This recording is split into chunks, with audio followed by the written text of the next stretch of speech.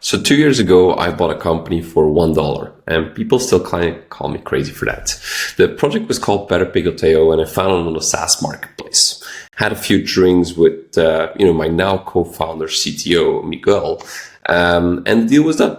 But the promise was this. I needed to make sure that his shares got worth a lot more than the 20K that he was asking for me back in the days, while building out the company.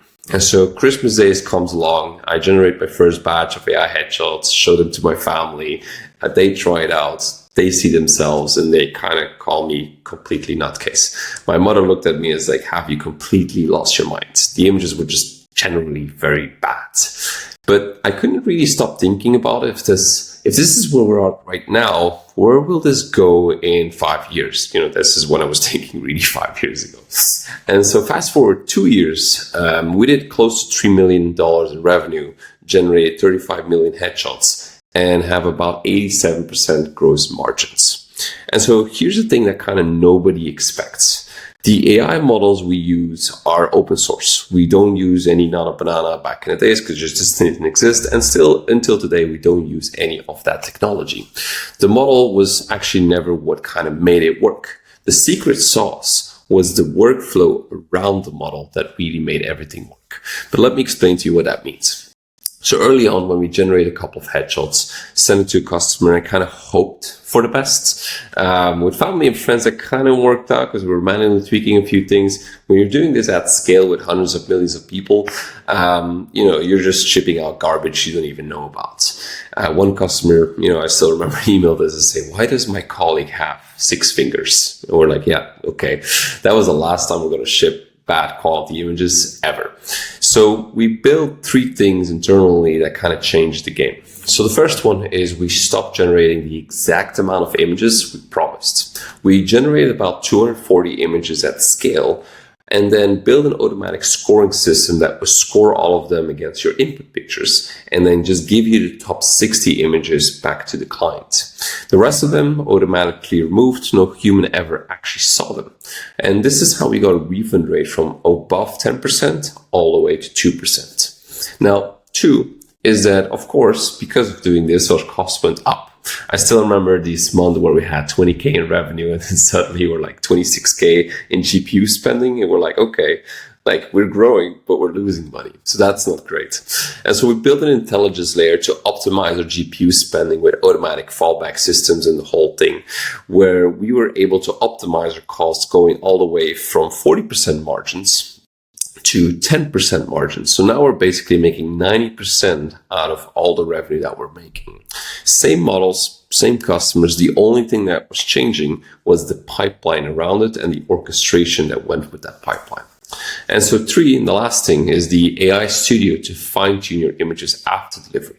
We had 3 full-time engineers just working to get this up and running, fine-tuning every feature. So for example, changing the eye color, changing the clothes. And this took about 2 to 3 weeks per feature every time we wanted to launch something. It was a slow but needed process in order to learn what we had to do at scale.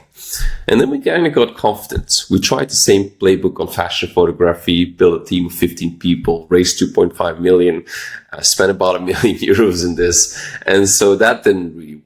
Fashion was a complete different beast. We generated with one client 3,000 shots for one client, and then only 54 images were usable. And we kind of took a step back and said, well, this is not going to work out. We need to build a much better system to get this up and running. These were hard lessons. We had to let go of half of the team. And this was anything but a fun month in order to, work around.